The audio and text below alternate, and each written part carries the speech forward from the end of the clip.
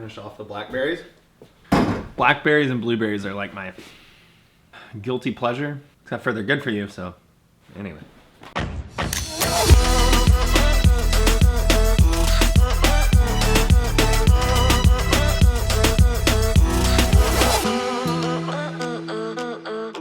So what's going on is, I thought there was gonna be better waves today than there are, but there are some waves. So I'm gonna go put eyes on it. Jeffrey's getting off work here at 2. He doesn't have a phone though. It went swimming in the pond after he caught his personal best fish last week. I don't really know the whole story, but either way, he doesn't have a phone, so I'm gonna go check the waves and then try and figure out a way to get in touch with him.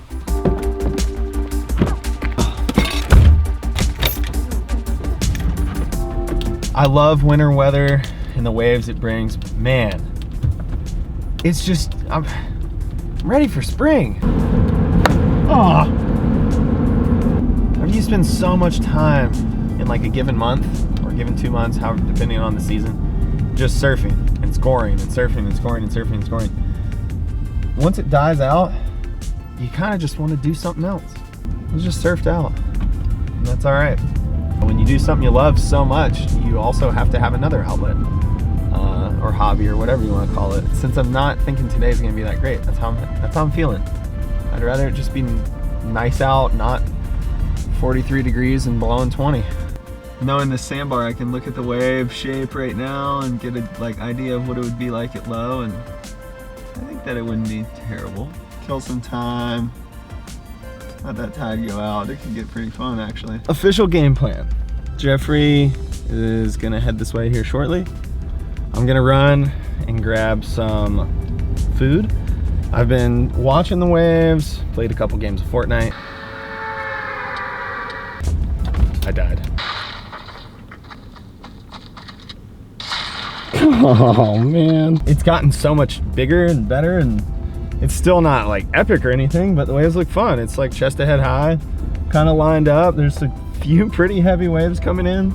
Just a little bit of tide going out has improved it significantly, and yeah, it's gonna be fun. Back at the house. Quick sandwich.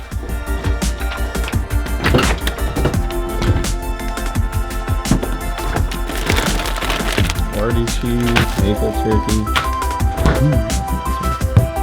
Dave's Killer Bread, the best. Make a sandwich, get back to the beach. Bam! Oh, just ate my sandwich super fast. Got an extra corksicle full of water. And a corksicle full of coffee. Let's go surfboarding, man, finally. After farting around for 2 hours.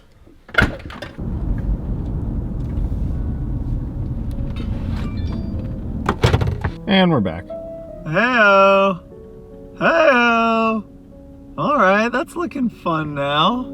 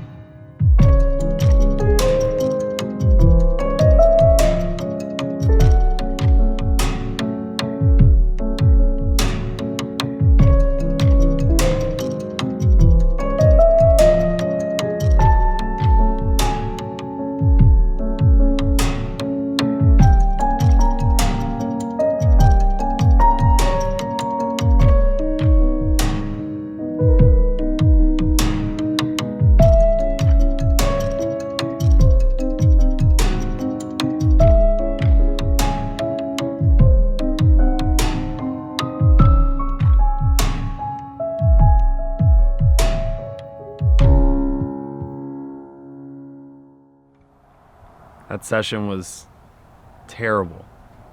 I don't know how to put it any other way. For it being that size and the current being so awful, I mean, it was all my might just to stay still. You couldn't paddle back up the peak. Yesterday I was really having a hard time wrapping my head around why it was that difficult, having looked so easy when I was checking it and then being completely different when I paddled out.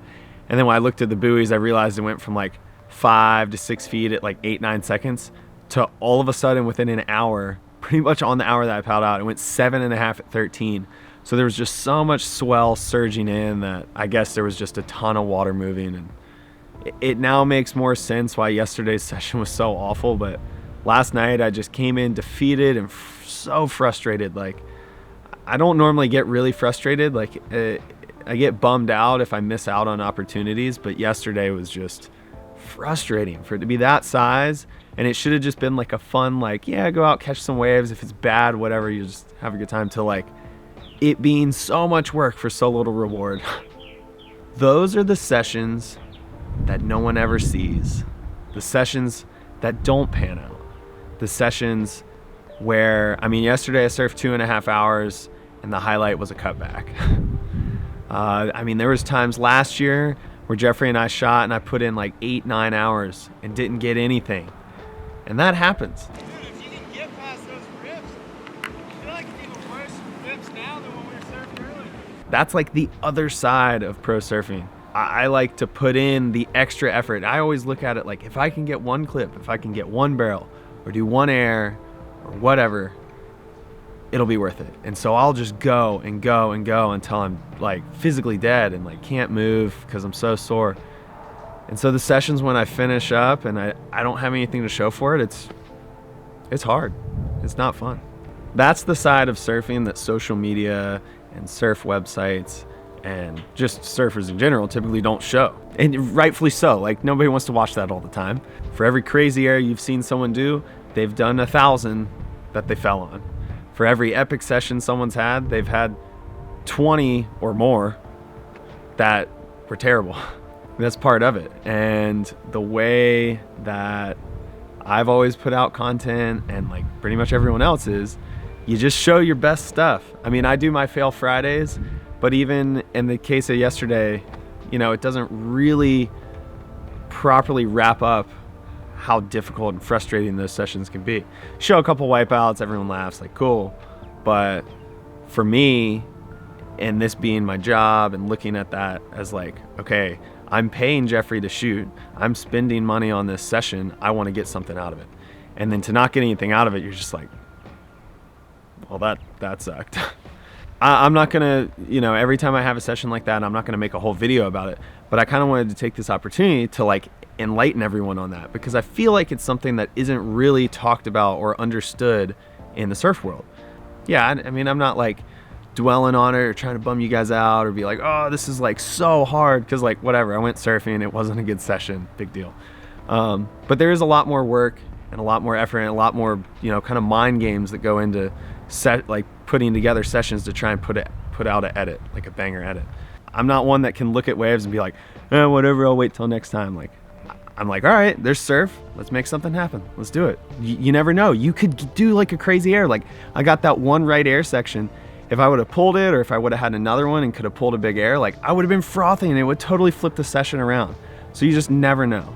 And those tough sessions happen, but it's in those where sometimes you pull off stuff that you weren't expecting. And it only takes one wave, one good air, one good barrel, whatever, to make something special happen.